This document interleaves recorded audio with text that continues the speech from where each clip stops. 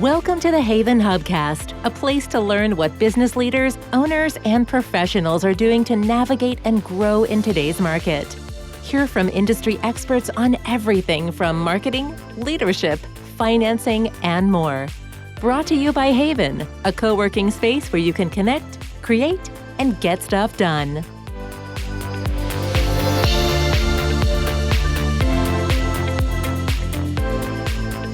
Hello, and welcome to another episode of the Haven Hubcast. I'm Nancy Sheed, your host, and I am thrilled and excited to be here with Sheri West, who is the founder of LiveGirl. Welcome, Sheri. Welcome, Nancy. Thank you so much for having me.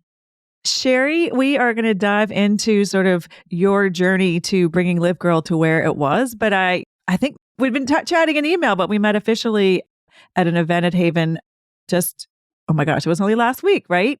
Yeah. Where you brought Simone Morris, a spectacular speaker, to us, and we included her in the book chat. So we're already talking about the Haven magic, but let's just dive right in. And before we hear about how you got to LiveGirl, could you talk a little bit about what LiveGirl is and what LiveGirl does? Absolutely, yes. And I love Haven. I'm a big fan of Felicia and the whole beautiful co-working space. We've partnered with you many, many times and look forward to many future collaborations. But yeah, so LiveGirl is a nonprofit girls leadership organization. We're on a mission to build confident, inclusive leaders. And we do that by providing year-round, free of charge leadership development, mentorship, career readiness training, and advocacy for girls and young women ages 10 to 24. We do center girls and young women that have been historically underrepresented, and we're excited about that work. But of course, we're here for any girl who needs us. And beyond all of the year-round programming that we do, we also play an active role in advocating loudly for policies and practices that open doors for girls and women. Because let's face it, we can do all the programming we want and build the skills and equip these girls with mentors. But unless we also address some of the systemic barriers holding them back, we're not going to make the progress that we need. Wow. I love the passion that you're bringing into this conversation and to your work with LiveGirl. LiveGirl's been around 9 or 10 years, right? You founded it. Yep. Kind of take us back before LiveGirl existed. What was your career path or what was your passion path that kind of brought you into founding LiveGirl? Absolutely. Well, I am a product of a very small town in Michigan. I was raised by two extraordinary parents who really, really equipped me with this belief that I can do anything. And I'm a proud alumni of Michigan State University. And actually, it's important to pause and say that my heart goes out to the Spartan community. My niece is a freshman at Michigan State. She was on campus during the mass shooting. It's very disheartening, very upsetting. Just as a separate note, it's time for us to take action on gun violence. I do strongly believe that gun violence prevention is public health. I also believe that there's absolutely no rationale for assault weapons. So we need to take action. And again, my heart is bleeding green and going out to my Spartan community. But I got an awesome education at Michigan State, including a master's in leadership development. And then had the opportunity really to travel the world with my corporate career, first at PepsiCo and then GE. And it's important to note that while at GE, I participated in its women's network, and I really accredit that experience with learning the importance and value of female affinity spaces and mentorship and sponsorship. And also, I taught leadership development courses at GE Crotonville, which is at the Management Development Institute there. So, my background was in and around leadership development. And during my corporate career, really experienced some of the things that hold women back. And then along the way, had 3 kids and started to notice through a parent's lens, how my children's experiences were different, in terms of the boys versus the girls. And so back in 2014, almost 10 years ago now, I founded LiveGirl to pay it forward to the next generation of fierce, brave, diverse young leaders. I love that. And that you brought so many lenses, from being a female executive to your kids. Walk us through what I know LiveGirl helps, as you said, ages, it's 10 to 24. Well, those different ages and stages, how, what does it look like? Is it okay to say boots on the ground, like at those different stages of middle school, high school, and I'm going to sort of say college or college age? What is somebody who's interested or could benefit from LiveGirl? What does that look like? Absolutely. So we break our programming down into middle school, high school, and college age.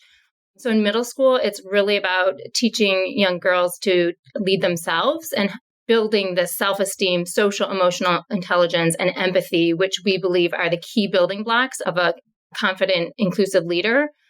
And then as they transition to high school, it's really now giving them the skills to lead others and really focusing in on public speaking, project management, and advocacy skills so that they can start to lead others. We have a signature program there called the LiveGirl League, where we actually coach and mentor these young women through launching a community impact project. So that's really exciting because we're creating this ripple effect whereby we're equipping these confident young leaders who are then going out and making a positive impact in their community, which is incredible.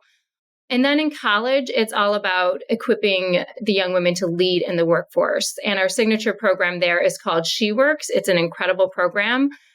It provides career readiness training and equips young women with career readiness skills and then matches them with paid internships through our employer network, which is so incredibly important because one of the stats that I happen to know that's very disheartening is that about 91% of college students attain their internship through connections, and that's mostly family connections. And, I like to say that, talent is equally had, but the opportunity is not equally distributed. And for someone to have access to an internship can be a trajectory for a successful career path, right? Getting them that first launching experience. And that's what She Works does. It's an incredible program. And we're in the process right now. We're still looking for summer employers for the summer of 2023. We already have 53 employers in our network, but we're looking to expand that program. We've got so many talented, diverse young women who are looking for an internship to help launch their career.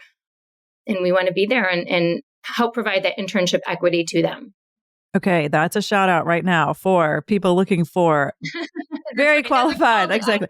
There's the first call to action. I suspect there'll be a few more. There's our first one. And I know it's a free to charge. Do you sort of find the people for your program in the schools? Do the school when you're at the middle school and high school age? How do people identify like that they are appropriate candidates for LiveGirl? And then how do you actually, I'm just curious how you grow this community, both on the side of who you're serving, but also, as you mentioned, the employers and and I know you also have a mentor program. How do you find them? Yeah, absolutely. So our middle school and high school programs are taught statewide in Connecticut. And for those programs, we partner with public schools, the Boys and Girls Clubs, and other youth organizations. And by the way, I should mention that our programs are open and free to charge to any girl who needs us. And we are kind of on a hybrid footprint. So we went virtual like everyone else during the pandemic. But then when we came back in person, we did keep some virtual programming. So that allows girls anywhere to participate with us. So for example, on our high school leadership council, we have girls all literally around the world who are participating in our high school leadership program, and they get quite involved in some of our student-led advocacy efforts, which is very cool to get that international perspective. And that was one of my questions. Sorry, that was one of my questions. Yeah. I'm like, okay, are you now back in person where you've got to meet and it's staying local? But you've answered that question that virtual is working for you. Yeah. And just to give you a specific example, our high school leadership is this incredible, diverse group of high school girls. And this last year, they were very active in advocating loudly for a menstrual equity bill in the state of Connecticut. And they had a letter writing campaign and they held rallies and they were just visibly front and center on why this bill is so important to end period poverty in the state of Connecticut. There is a girl from India on our leadership council who now has taken that experience and basically taking the bill writing experience and has written it up as a project plan, what we did in Connecticut, and is now implementing that in her local area in India. It's incredible. I have goosebumps. Oh my God. That's so exciting. I have goosebumps. And the advocacy skills are so important because you get involved in something like this, writing a bill for menstrual equity, but then you realize the power of your voice that is inside of you. And that if you only speak up and rise up, you can make this positive change, and you can apply that to anything in your life, any problem or obstacle that might arise. You know, you've got those advocacy skills to overcome. So it's incredible. And then for our college age She Works program that is moving to be more of a national program, we've partnered with several Fortune 500 companies for that program, such as Boeing, AXA XL, Northwestern Mutual, and many, many more. And so we've now got, that program, like I said, is growing national. Last year, we had young women from 17 states participate. So it's a very diverse and growing program, and we are looking to scale that because, again, the career readiness is so important to equip and to provide the equity into the workforce. If we truly, truly want to build an equal, inclusive workforce, it starts with giving these college students who have been historically underrepresented access to internships. Awesome.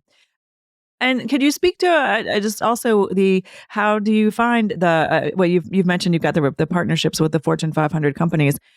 There's also a mentorship program for either adult or female leaders who are working with, is it the high school kids or the high school young women? Yes.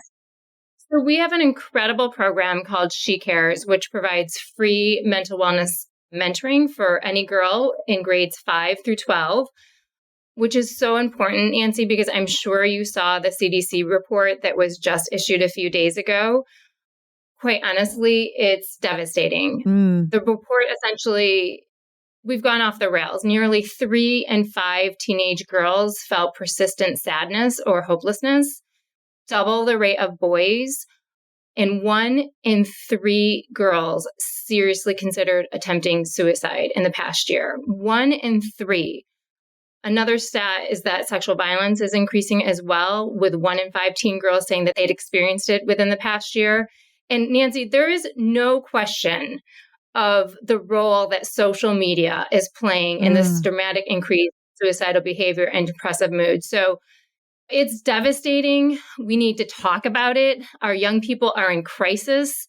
And we must support more programs in schools to address the ongoing and growing mental health crisis. And that is what She Cares does. It's led by our program director, Shamir Holmes, and Farrell Lindeman, who is a trained social worker. It's an incredible program. It's free. So any girl who feels like she needs someone to talk to, we're there for them.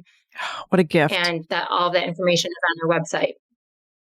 Has that report coming out, obviously reaffirmed your She Cares program, but I've seen it reprinted and shared in social media and written about, like, as you said, this week, there was no way to avoid it. Has it given you pause for what else can we do? Or is it also just helpful for you when you're sort of advocating for the work that you're already doing? Like, this is why we're doing this. This is what's going on. Look, I think both. I think, when I founded LiveGirl in 2014, I was committed to the social innovation, right? And I founded LiveGirl because I felt like I had these skill sets that I knew I could translate from the corporate world to the nonprofit sector and innovate some social solutions. And that's what we're doing. And so we're constantly, like Adam Grant says, rethinking what we're doing and how we're doing it. And we're constantly talking to the girls and making sure that we're being responsive to what's going on with them and meeting them where they're at. So like this mental health, we just had a quick urgent meeting with Silver Hill Hospital, whom we partner with. It's an amazing mental health care facility located in Canaan, Connecticut. We partner with them, and we had a quick urgent meeting to talk about this report and talk about if there's anything more that we can do together to address this alarming mental health crisis. So absolutely, we're always looking to innovate. And I think that's part of the beauty of what we're doing at LiveGirl. And you talked about the sort of the social impact and launching a business, right? So that speaks to, basically what we were talking about, social entrepreneurship, right? And so you're kind of in your own startup, pivot, design, continue to design and innovate. How is social entrepreneurship different than what we maybe thought of regular entrepreneurship was before, right? Like, is it the same thing as I have a great idea, I'm sitting at my kitchen table and I'm going to build this thing? What does it look like to you in terms of, is it a lot different? Or do you think we're now coming into social isn't over here and business is over here, they can actually be, one and the same and look a lot more similar, if that makes sense. Yeah, no, I think there's a lot the same in that, you got to start with a very strong strategic plan that's built based upon a lot of stakeholder input. And then I think in the nonprofit sector, there's a lot of storytelling, right? So we're focused on doing the work, but at the same time, we need to be telling our story and the impact that we're having so that we can continue to grow sustainable funding to continue the work. Right. So the storytelling is a big piece. We have an amazing marketing leader, but coming in and getting, talking with the girls and hearing their stories about, there's this one story going through my mind of this girl that she's been with LiveGirl now for about a year. And she told me that before LiveGirl, she felt invisible. And now she feels seen. And like that just brought tears to my eyes. And I turned to my marketing leader and I'm like, we need to write her story because this is so powerful. And for people to understand what we're doing, how we're doing it, and the impact, right, is just so incredible. I mean, we've got incredible stats, like 97% of the girls and young women feel more confident after they participate in a LiveGirl program. I mean, think about that. If you can help boost someone's confidence in middle school, that's when confidence plummets in girls during adolescence and never recovers. So if you can get to them in middle school and put them on this path where they know they have this power inside of themselves, they know that their voice is worth hearing and their voice should be heard. If you can get to them at that age to teach them to raise their hand and never stop raising their hand, to keep trying and fail as many times as you can, because the more times you fail, the more times you're going to succeed. So if you can get to them at that age and then, the impact of what we're doing and then telling that story and just making sure that, we're getting all the stakeholders on board to support the strategic plan so that we can continue to grow our reach and impact. So I think there are a lot of similarities, whether it's for-profit or nonprofit. And, that's why early on when I founded LiveGirl, I was confident that I could translate that skill set and innovate and create some solutions that hadn't been out there before. And that's what we're continuing to do. Well, I love how you frame the model for social entrepreneurship, right? Or a nonprofit, right? I see this vision of how things are moving. They're not at the opposite ends of the spectrum, right? Like for-profit versus not-for-profit. They're moving together in terms of how we approach them and whether you're making something or building confidence, which has far more intangibles, but significantly greater impact than a widget, how we're going in that direction. So your passion for this is inspiring, Sheri. We talked One more thing on that, Nancy, is I do think there's multiple different ways to make a positive impact, right? And like the nonprofit sector is absolutely a powerful one way. But I think, one thing you talk a lot about Haven is like angel investing and investing in small startups, right? Because there's so many of those entrepreneurs that have brilliant new ideas, whether it's to cure cancer or whether it's to do something that's a product that's more environmentally friendly. I mean, there's lots of different ways to make positive change. So we got to keep our eyes open and always be looking for them. Exactly. And I guess that was partly the point, right? Like, I think we're getting closer to thinking about it as one big universe versus positive over here, corporate over here, right? Like, I think hopefully our world is moving in that direction where they're not separate things. They are hopefully considering them. And you mentioned Haven and the magic of that community and the women centricness. How are ways, like, I know you've been a fantastic resource for Haven in terms of bringing authors or introducing your program or, things that are going on in your community, making sure to share with the Haven community. How has Haven been of support to you or helpful to your program? Yeah, absolutely. Like I said at the start, I'm such a big fan of Haven, and just having access to that beautiful, extraordinary space to be able to come in, like when we hosted Simone Morris, who is a DEI expert and author of many books, but career readiness is one of them. Being able to host her in that space is so uplifting. And like you said, feeling that affinity of all the women around you. We just hope to continue to partner with the Haven community in that way, more events.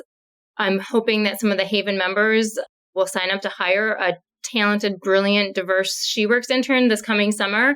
I'm also hoping that Haven comes out to join us to celebrate Women's Day, which is coming up in just a very short time. So we, of course, we're always convening and celebrating Women's Day. We're hosting an event called Embrace Equity at the Village in Stamford on March 8th.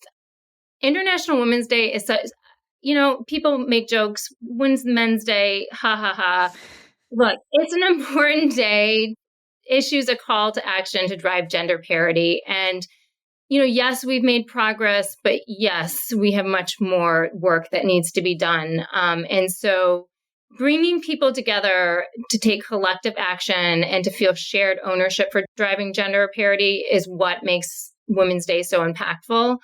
We're going to be hosting an incredible event, a fireside chat with best-selling author Fran Hauser. She's the author of Myth of the Nice Girl, and she'll be interviewing Mita Malik, who is the head of inclusion and equity at Carta and host of the Brown Table Talk podcast. So it's going to be a great day, a great event, great conversation. And this is my personal invitation to all of the Haven members to please come out and join us. Duly noted. We will put that in the show notes. This will air just in time for that to come out. So that is perfect. Sheri, your enthusiasm and your passion is infectious, and I am inspired and hope the listeners are equally inspired to become more involved in learning about LiveGirl. We've got a call to action. We're looking for people to offer internships.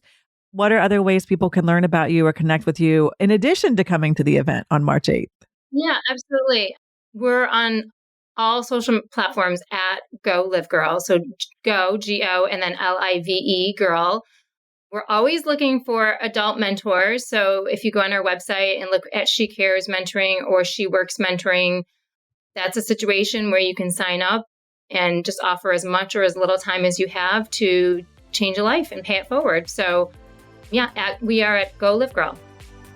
We will include that in the notes. Sheri, thank you so much for your time and your energy and enthusiasm. I can't wait for everybody to get to hear this and learn more about your program. Thanks for your time. My pleasure. Thank you, Nancy. Thank you so much, and happy Women's Day. Oh, perfect. Thanks.